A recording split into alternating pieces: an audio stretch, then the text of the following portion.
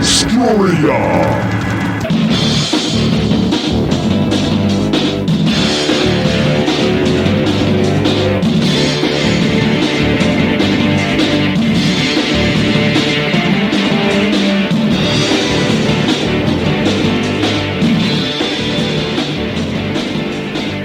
Welcome back, my friends, to the In Obscuria podcast, a podcast where we exhume obscure rock and punk and metal, and we put them in one of three categories: the lost, the forgotten, or the should-have-beens. This week, I'm going to call myself Kevin Williams, and I'm going to call that guy Robert Harrison. Just be sure to call me.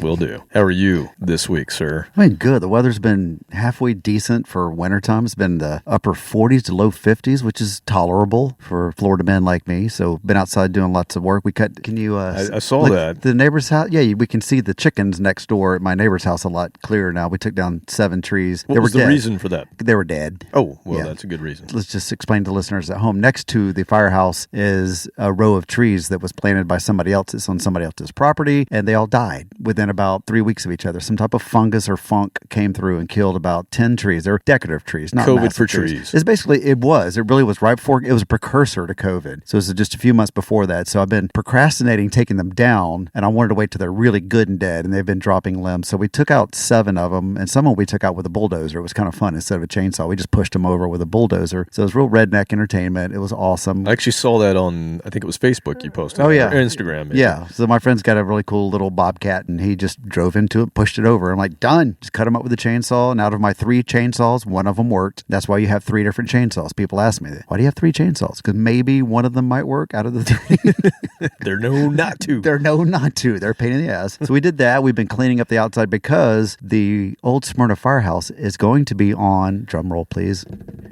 the Garden Club tour in April. Garden Club tour. Garden Club 2022. And they reached out to me and said, hey, we would like to feature your home on this Garden Club tour. I'm like, hey, that's great. And then afterwards, I'm like, wait a minute. When did this happen? I mean, it was just a few years ago. I was a thorn in so many people's sides. People hated me in the city government for different reasons. And all of a sudden, now I'm in the Garden Club tour. I mean, you and I are talking about rock and roll every week. And I remember, back in the old days, Raising Hell. I mean, not that long ago, but, Raising Hell 5 years ago, pre-COVID, and all of a sudden I'm on the Garden Club tour. Sunday, the old Smyrna Firehouse Garden Club tour. So I've got 2022. I got 3 months to fix the place up. Clean it up a little bit and plant some stuff. But so we've been plotting to throw in a bunch of weirdness because I can't just have you already typical, have weirdness out there. What are you talking about? More weirdness. So I've got the everyday weirdness. If you come to the firehouse, there's sculptures and some weird stuff. But there's an area behind the firehouse that's kind of a wooded area that I've cleared out a couple of pathways, and I'm going to lead people or have signs that, there's more art down here. And Chelsea, our friend Chelsea, who was on the podcast a few episodes ago, she's going to be back in there in like a weird outfit serving tea or something like that. Like real creepy, like Blair Witch stuff out there.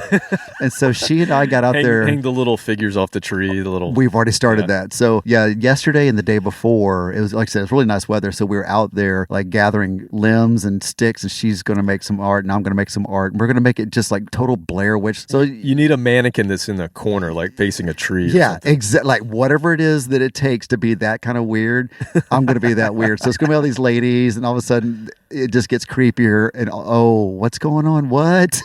So this is my opportunity to, be part of society, but at the same time be an outcast of society. And serve tea and scrumpets. Tea and scrumpets. So yes, you'll be hearing about that later on as we get closer to that event. So yeah, I've been cleaning up some of the sculptures, getting them, cobwebs out of them, but at the same time, I want them to have a memorable experience when they leave the firehouse.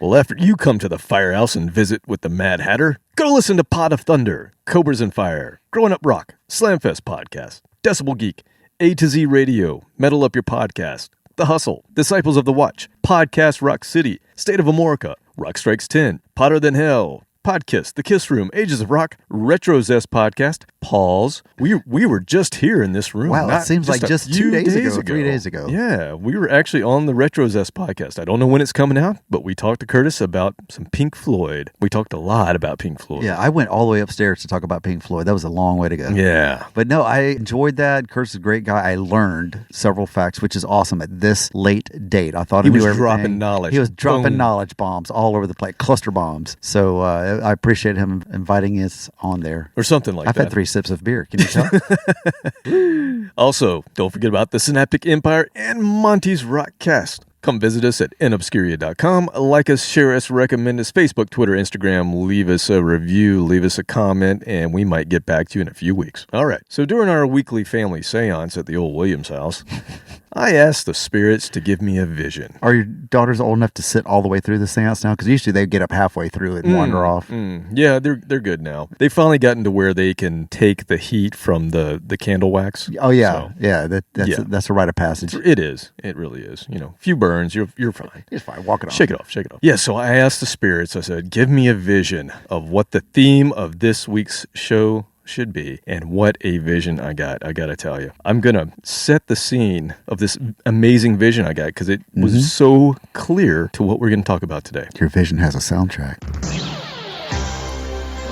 This is what I saw: an image of 2 men From the 1980s? pushing their bodies to the max. Yes. Training to fight. Yes. One was on a cold mountain, lifting logs and large stones, and a rickshaw full of people yelling at him. He was chopping wood, he was running up the mountain in snow, and he was faster than a car chasing him. The other man was having his endurance tested on a state-of-the-art Nautilus gym equipment, with scenes of injections of performance-enhancing drugs, all while reporters, coaches, and Brigitte Nelson watched him. Oh, she's hot. And like 7 feet tall. Yep, that's what I saw. Okay, that might have just been Rocky IV. Were you watching Rocky IV again? Well, you know, it happens. It's a classic, man. It is. I It is celebrate classic. that movie. So- First 3 were crap. Maybe that wasn't a vision from the spirits, but I tell you what it was. It was an awesome 80s montage. Nice. I love a good 80s montage. I do too. Amazingly cheesy, but fist-pumpingly perfect. Yes. It was keyboard-driven, FM radio, AOR, or arena rock type music. And this was the thing in the 80s. You had these great video montages. Can I say that again? Montages. Montages. Yeah. That's hard to say. It's French. Yeah, it must be. Anyway, it was always accompanied by this amazingly cheesy but awesome song. And so it just got me thinking about that arena rock, that AOR stuff, that gold from the likes of Journey, Survivor, Ooh, yes. REO Speedwagon, Asia, Foreigner, Boston, Night Ranger, 38 Special. I'm just throwing them all out. Toto. And that was John Cafferty.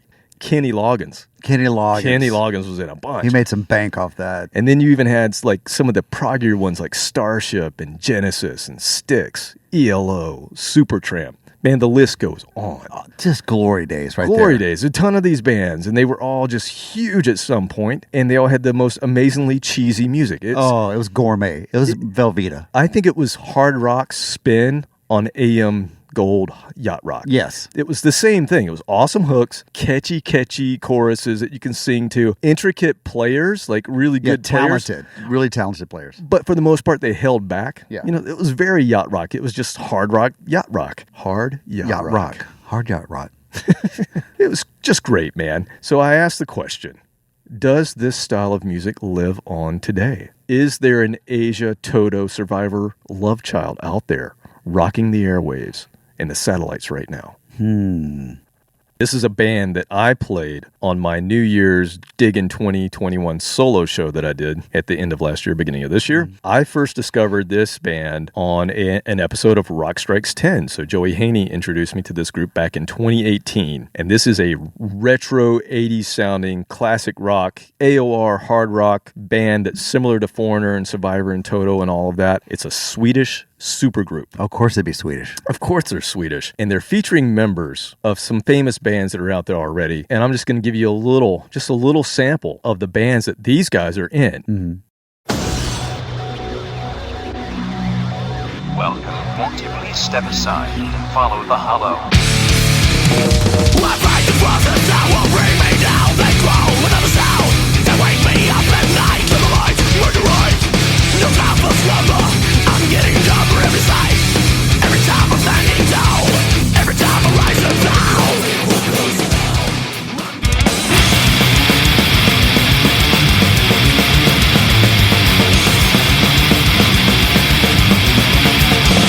Beware the beast for man. For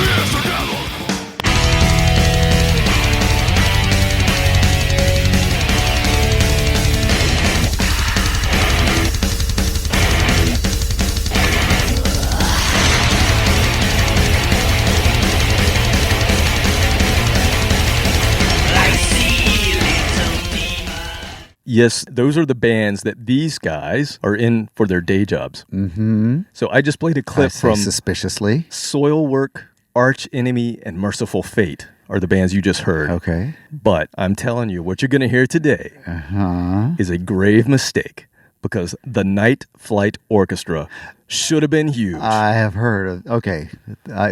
Should be huge. You've redeemed yourself there. All right. So the Night Flight Orchestra started when a couple of the guys from Soilwork were on the road together in North America in 2007. So they had this idea, how can we do a project that reclaims that 1975 to 1985 sense for classic rock with a lot of melody? And so what they did is they finally got everything together, and they relied heavily on added synth and percussion, and they added 2 female singers to the group, to the Night Flight Orchestra. So even their website, the statement there is, push the boundaries of classic rock. We will continue with the unnecessarily catchy choruses, the unnecessary solos, and the female voices that seem to stem from your unconscious. Due to their schedules, now they started talking about this in 2007, due to their schedules with those other heavy bands that they're in, they couldn't get everything together to record until 2012. So they put their first album out in 2012, and ever since then, we're going to go through all 6 of their releases. We're going to play a song from each of them, and I think in your head, just let the montages build. Hell yeah. So let's get into their very first release, Internal Affairs. It came out in 2012. When they first started, they were definitely leaning a little more towards the 70s AOR. A little bit heavier, a little bit more of guitar driven, not as much synth driven. So there's some keyboards here, but it's not as prominent as they will go as they grow throughout their career. And I would just say it's too bad that the Midnight Special isn't on the air anymore, because these guys would have been perfect for it. So let's play it, and then we'll come back and talk about it. This is, again, the Night Flight Orchestra. This band should be huge, in my opinion. And this is Stella Ain't No Dove.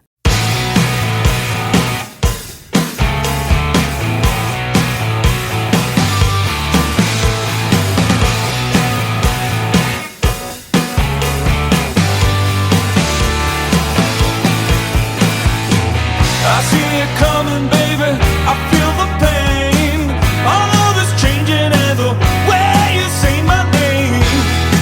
As I'm watching hatred being taken to school now.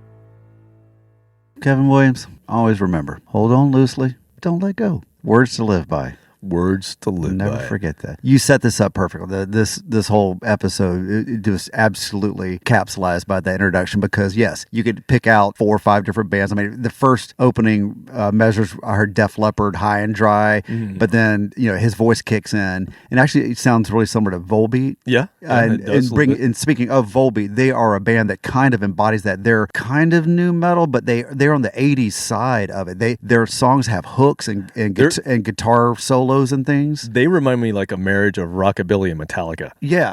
I mean, they opened for Metallica when they came around last time. But yeah, so that's another version of the 80s sensibility. But getting back even further, this is yacht rock radio on Sirius XM with the energy, balls. with the balls factor cranked up to about 8 versus, the really laid back stuff. The 70s AM radio is really laid back and melodic. Right. And I love it. But this is that next generation. This is that arena rock. Rock, but it's the this softer is your side. blue collar guy, not your yacht but rock not guy. a ballad. These are not power ballads. No. That was a rock song, but it was just that laid back rock song that was very prevalent back in the 80s before we thought of hair bands, before they kind of took over in the mid to early 80s. Exactly. There's a lot of room for these other bands, 38 Special, to be there. That's great. I thought that was the first thing that hit me was this is Supertramp mixed with Styx mixed with 38 Special. Yep, exactly. That's a great song. I love it. And it's got to be a stretch for them. You mentioned how the first one wasn't as synthy. Judging by the bands they're in, it's a huge leap to go from that to really synthy. So I could see them kind of working their way towards that. Well, not just that. If you think about, these guys couldn't even play live because of their commitments to the bands that they're in. They need to dress up like mummies. Yes, exactly. So,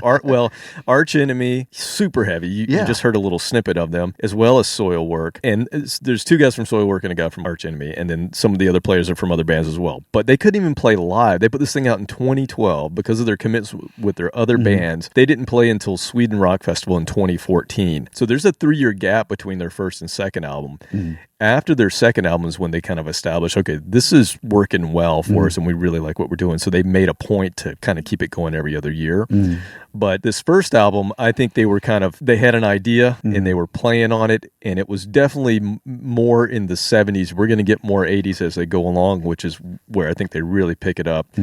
Something interesting is there are 2 versions of the cover art for this album, and I don't really know why. The version that I have is 4 ladies sitting at a table smoking cigarettes with an old reel-to-reel. It's like a scene from a spy movie. It's called Internal Affairs, so that kind of makes sense. And then there's another version with a lady looking through like pried open blinds, and it's just her eyes. Yeah. I have no idea why there are 2 versions of the album art. They had an argument within the band, couldn't decide, and said I don't know. Half and half. But they did establish that every single album, they have attractive women on every cover, sort of like Roxy Music. I don't know if you've ever looked at all the old Roxy Music covers, but they always had they had a model on every single cover. And that's sort of what they're doing here with the Night Flight Orchestra. They established a visual identity with their album cover art, which I always find great for any band to have a brand like that. So let's move into the next album again, 3 years later. And this came out in 2015.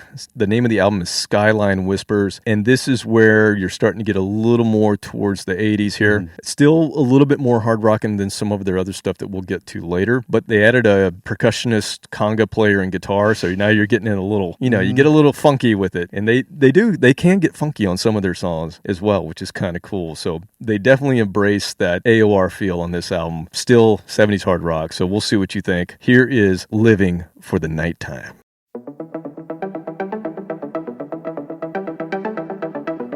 You're just living for the nighttime, aren't you?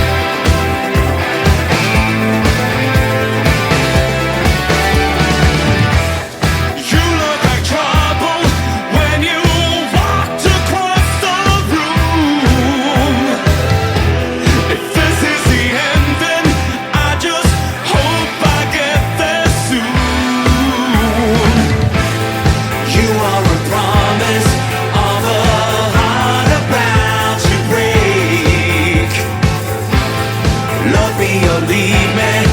Either way, I just can't wait. Baby, 'cause tonight I'm living for the night time. It's the only way to get us out of here. Baby, 'cause tonight might be the right time. If there is a way, we'll find it now, I swear. I'm living for tonight.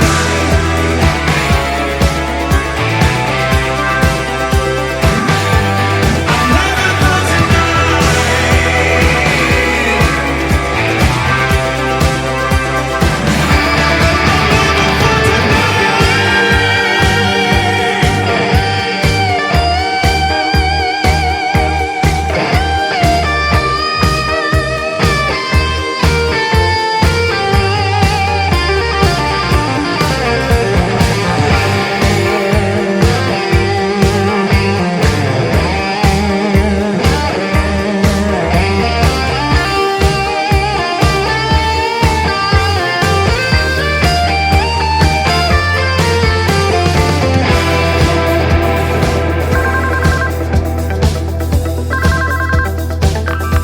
Hello? Hey babe, what are you doing?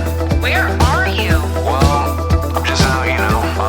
I'm at the brass rail. Don't think I'll make it home tonight. Kinda like the night. Really? You know what? I can't take this anymore. I've been giving you my everything, and all you want to do is take on the night. Goodbye. Forever. Baby, 'cause tonight I'm living for the night time. It's the only way to get us out of here. Baby, 'cause tonight might be the right time.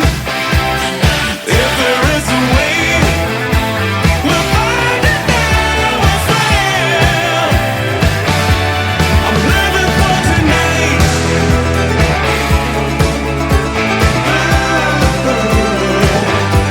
I'm living for tonight.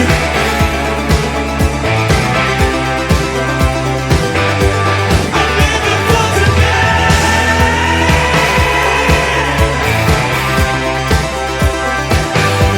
I'm living for tonight. Tonight. I'm living for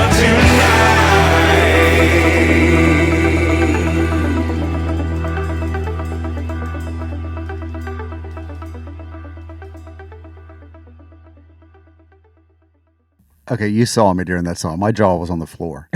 That it's got to be the most respectful parody, because parody kind of sounds like you're making fun of it. You're not. I mean, that was a tribute, parody, whatever you want to call it. God, that was glorious. The intro and the outro, straight out of Risky Business. Mm-hmm. And the best scene of all. And not just a week ago, I had a lady friend over. We're going to watch a movie, and she mentioned Risky Business. She was young enough to have never seen it. But that's straight out of the scene with when Rebecca De Mornay shows up. Right. Do you remember that as a young man growing up? Oh, of course I do. Yes, I'm going to say. That's a rite of passage Good movie. God, I forgot how hot she was. Oh my God. So anyway, as soon as that note started coming on, I'm like, oh, what? But it gets into the song, and it has the twists and turns to it, like a montage should. And I can't say enough about that song. I'm just smiling from ear to ear. It was awesome. I don't know why this band is not featured on every single episode of Cobra Kai. Yes. They're got crappy canned music, I'm sure, or some studio musician just pumping out the. Oh, I'm sorry. I made a lot of noise. The Dio's over there. Oh, well, he liked it too. What, do you like it? Huh? What'd you think, dude? He's just wagging. Yeah, now that we put him on the mic, he's just going to look at me. So more keyboard texturing, still kind of hard rocking, maybe like 1980, 81. Yeah, and they ripped off that phone thing straight from us. We did that.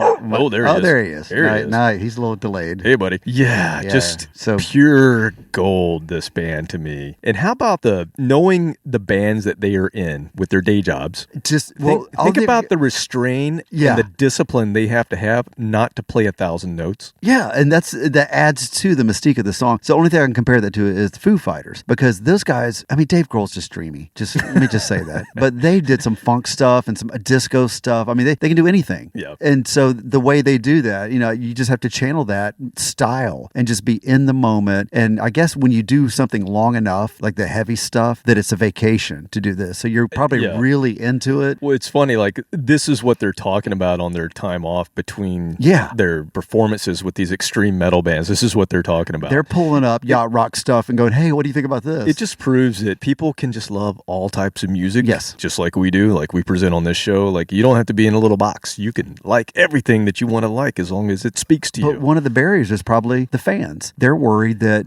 they play this music, they lose credibility, because in some of those heavy bands, it's all about, how much ass you kick and stuff like that. So they're Swedish, and I think in Sweden it's different. Okay. Because they're not they stupid just Americans. seem more open. And maybe that's why this band is not as big here, because we're getting ready to go into what I consider probably their biggest leap forward into establishing their look and their sound, and really just giving us the blueprint for everything that's to come with their next release. And it got nominated for a Swedish Grammy. Hey, so that's worth a couple of Swedish bucks. Yeah, so I mean, just incredible that this band is full of these guys from these extreme metal bands. It's just amazing to me. See, once again, if you hadn't said that, it still would have been amazing and cool. If you said, hey, here's this band, but the setup with them being these other musicians over here, that adds an extra level of amazement to well known, right? And known for doing what they do. And the singer in this band is the singer from Soilwork, and he's a screamer, man. Yeah. He has that, he's not quite Cookie Monster, but he goes there. And then you hear him here just belting it out. Just amazing. And I'll throw this down. Like if you... Oh, you throwing down?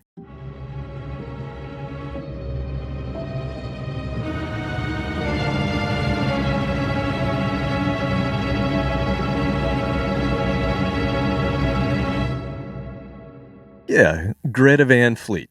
Okay, if you're going to be a retro band, which is basically what this is, and basically what Greta Van Fleet are, if you're going to be a retro band, this is how you do it. These guys get it. To me, Greta Van Fleet now has worn thin on me. When they first came out, I was like, just like everybody else. Oh, this is great! Sounds like Led Zeppelin. And then it's the one trick pony with his voice, which is now fingernails on a chalkboard. I still love the guitar player, simple riffs, things like that. But yeah, they have not grown. And I was really hoping that they would come out, sound like Led Zeppelin, but then grow to become their own force within the music world. And no, they just keep doing the same thing over and over again. So anyway, that's a whole separate... people have such high regard for them and talk about them like they're something new and different. No, there's a bunch of bands that do it, and I would say there are Led Zeppelin bands out there that do it better than they do it. But for whatever reason, this band's not known in this country. And Rocky IV that's an American movie, man. And why isn't this music, just like Rocky IV, why isn't this music back into our movies now? Because I think it's time. I think it's time for the 80s cycle. There. Yeah, it's there. I mean, it's been there. Some of the fashions and the mom jeans and all that crap. In fact, we're getting probably more into the 90s now with the nostalgia. But I still have my one flannel shirt, which I never wore because I was in Florida. But that being said, this band keeps going. And again, I think they should be huge here. They obviously are huge in Sweden because they got nominated with their next album that came out in 2017. It's called Amber Galactic. The visual of the cover art alone establishes the look that they carry forward to this day. And also the music is really them embracing the proggier side of 80s AOR. So you get pulled in now to that Asia, that Styx and ELO, and a lot of Toto. I hear a lot of Toto in this, and that's some damn good stuff. If you ever listen to it, it's, again, you've got these incredibly gifted technical players who hold back to give you the best, cheesiest chorus you'll ever hear. And it just sits so well with a fist in the air. The other thing is with this album, they signed to Nuclear Blast Records. So this is a major international metal label. So the reason I'm able to get their music is they went to Nuclear Blast. And now you can actually get this in the States. You can get it in Germany, everywhere. So I am going to play a song near and dear to my heart because I was born in June. I'm a Gemini. So I'm going to play Gemini. Close enough.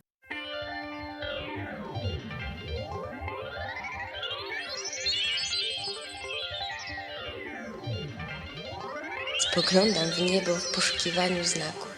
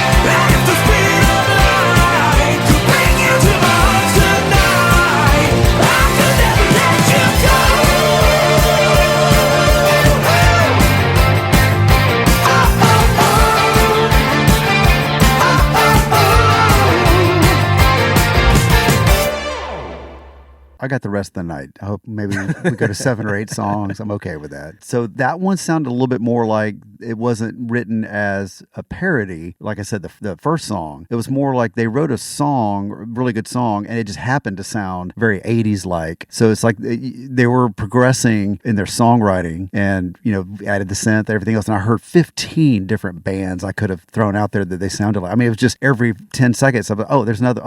Okay. And yeah, so they had a little bit more of the early 80s synth going on that. So it's like a step forwards and backwards at the same time. But yeah, I love it. Yeah, I apologize for putting on my leg warmers and dancing so much during that, but I had to do a little jazzercise. Yeah, it's like trying to do the safety dance or something during that. I don't remember how to do it, but yeah, she's a maniac. That's what was that guy's name?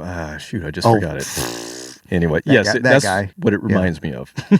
Swedish Grammy nominated, and they get nominated for another one with the next album too, and they didn't wait as long this time. So that came out in 2017. In 2018, they basically started recording 1 week after the release of the last album. They were just, I don't know, something must have just hit them. They were in the zone. And this album is called Sometimes the World Ain't Enough. And this was my introduction to this band. This was when I listened to the podcast, Joey Haney talked about this album and this being one of his favorite albums of 2018 on Rock Strikes 10, and he played a song. I was like, what is that? Ooh, I'm intrigued. And so, yeah, this album I've had the longest. It's probably my go-to, and this is definitely them embracing that 80s proggy AOR. So think Genesis, 80s Yes, Toto. I can feel no sense of measure. Yes. Okay, exactly. that popped up on the Sirius XM. What was it? Not Led Zeppelin channel.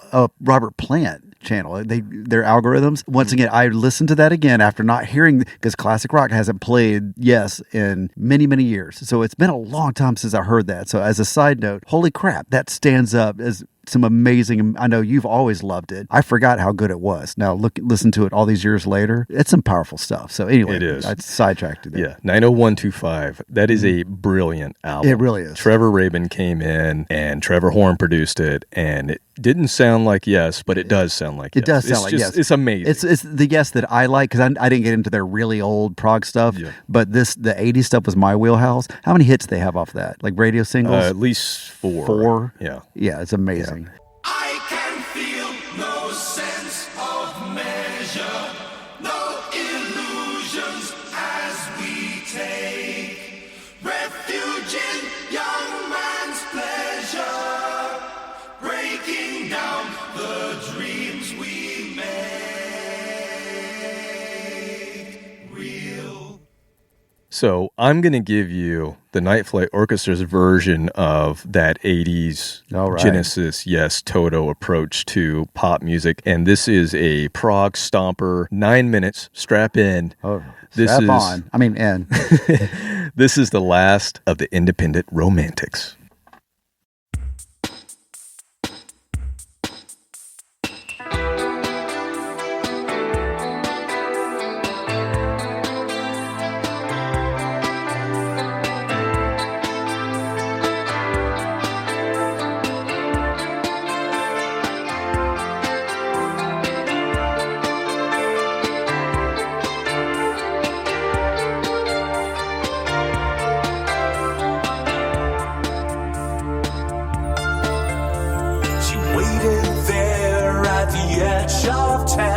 Her hair in a mess and a silken gown. We spent a year planning our escape and swore that we'd be the first to not look down. Never down. She looked at me like we never had met. Her eyes were hope with a slight regret. Her hand in mine was shivering cold, but I felt a strength that she said I won't look down. Never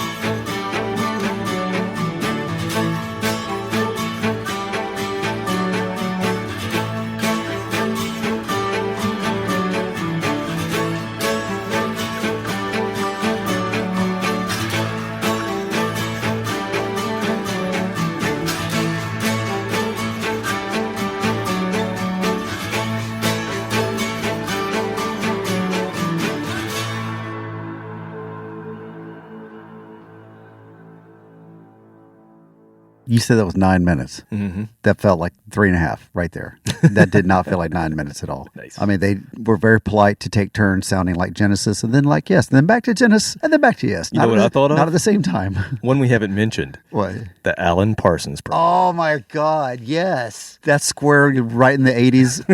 Yeah.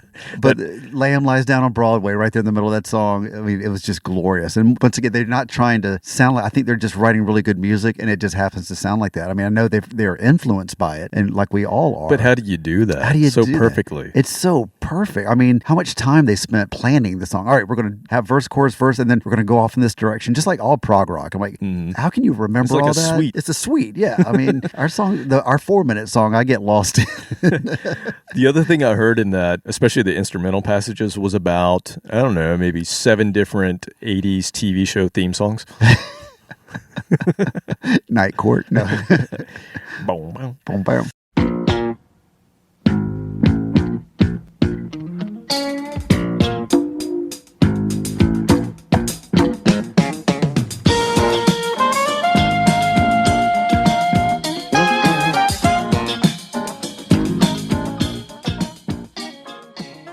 Yeah, there's. I'd like to go back and start looking up TV theme shows because the ones back in this, like Taxi, back in the 70s, really odd sounding.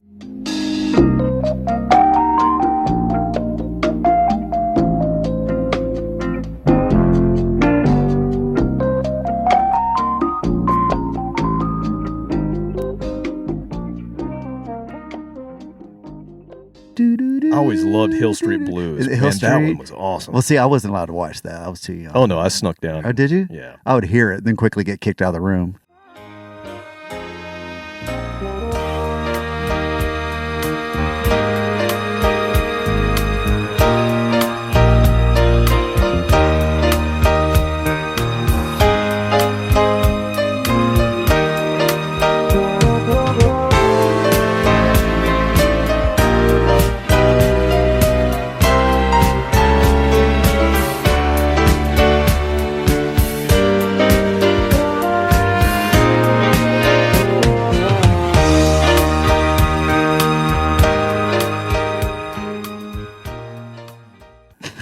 Time to go to bed, Robert. Get out of here. Or the Benny Hill theme. I know that one. So that's the one I would sneak out to. It only came on Sunday nights after the news. And so my dad would be in there watching it, and his Lazy Boy was strategically placed so I could sneak out of my bedroom, and between the Lazy Boy and the wall, I could see the TV, and I would sit there and watch. And I'm pretty sure I gave myself away one time by laughing, like, and I got in trouble. And then another time. The little old turtle man. Yeah. But they'd show boobs on Pat there. him on the head. Oh, yeah, they showed boobs. That's why we all snuck down to try to see it. Yeah, I know. It's so weird to think about that now. But then I think my mother busted me one time walking up behind me. So, yeah, I wasn't that stealthy at 6 years old, 7 years old. Well, back to the Night Flight Orchestra. They actually toured after that album. They did a 2-month European tour. I don't believe they've ever played in the States. Damn, Again, I would love to they see should this be live. They should be huge here. Well, let's make that happen, and then they'll come over here. Sounds like a plan. Yeah, All right. let me work on that. I'll Okay. start making some phone calls tomorrow. Yeah, emails, texts, it's the 90s. All right, so let's move into the year 2020. That was just 2 years ago. Yes, just 2 years Not that ago. long ago. Album number 5 is called Aromantic, and this is a little more overdriven guitar sound. Still have the cheesy sense. Every 80s cliche, as far as you can possibly reach, is in every song in this album. This is part 1 of a 2-part saga that came out right as the pandemic was starting to grip Europe. So unfortunately, I don't think they toured this ever. And then you'll see that the next song we're going to play came out last year. So they had their 2-album saga came out very close together because obviously they had time to go in and record it. This one's a little less proggy and more of a concentration on just being, how can we be more 80s than 80s? So they were definitely trying on this one. So here's a song called Divinals.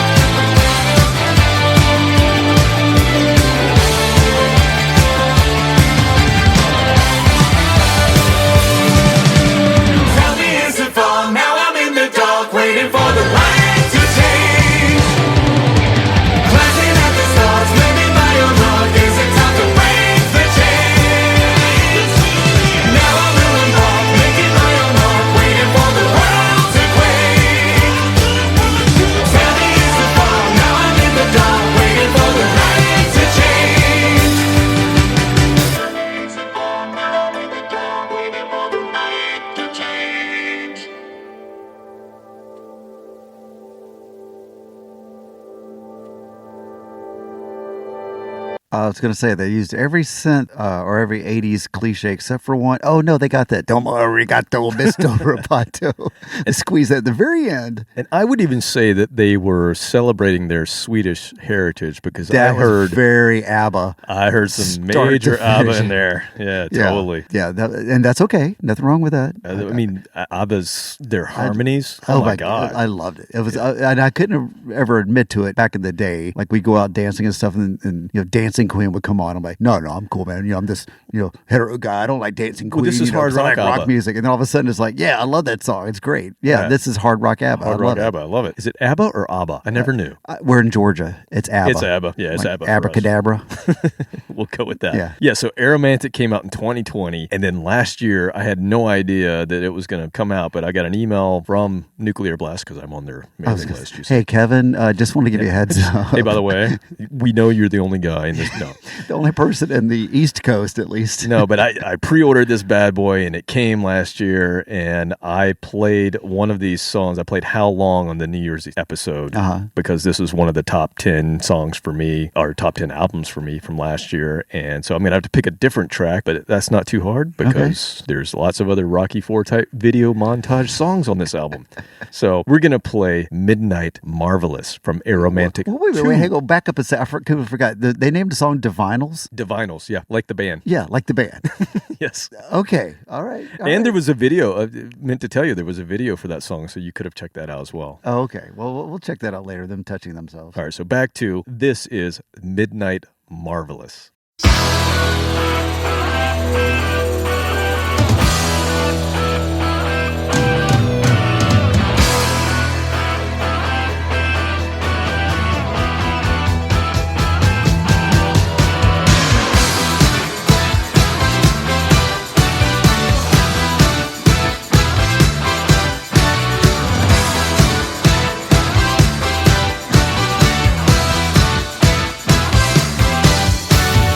I feel the heat from the city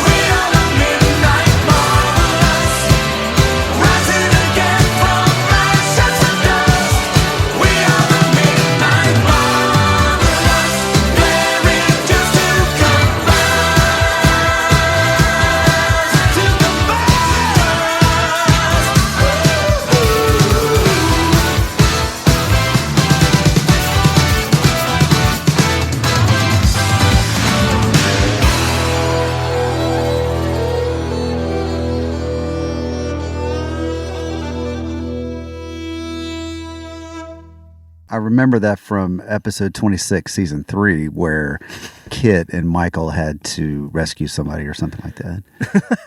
Love it. Yeah.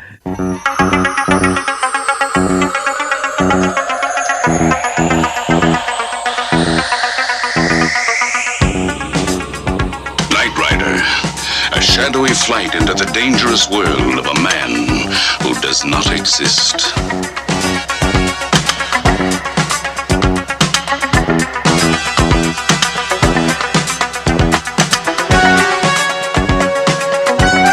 Michael Knight, a young loner on a crusade to champion the cause of the innocent, the helpless, the powerless, in a world of criminals who operate above the law.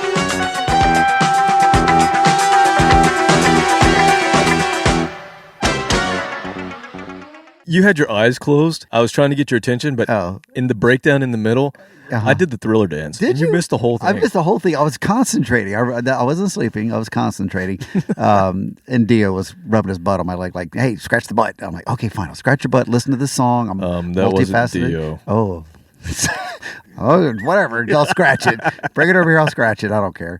But the beginning was dangerously close to some Iron Maiden. Like for a brief second, some of their 80s stuff, they had some cheesy synth stuff crap going on. But yeah, it devolved into just a flat out 80s power pop song. It was good though. So good. Nothing wrong with that. I'd just like to thank Joey Haney once again for introducing me Yes. to this amazing band. So we have gone through all 6 of their album releases. That was 6? That was 6. This is, I know, swear. feels quick. I swear it's like 20 minutes into this podcast, although it's probably longer. It's what it feels like.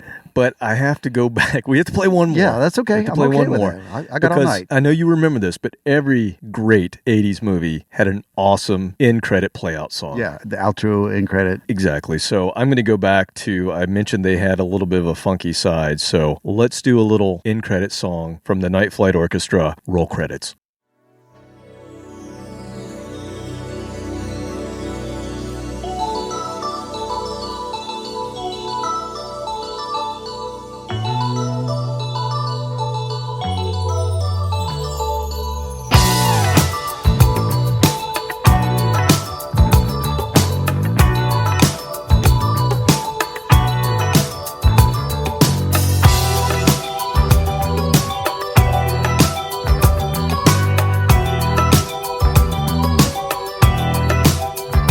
I was lost in Vienna with the devil on my trail. I just arrived from Venice, got your letter in the mail. How you seal the words you wrote with a kiss of scarlet lipstick traces. You wrote there's a place for a sound in the night where we could disappear without a sight. Just follow me out into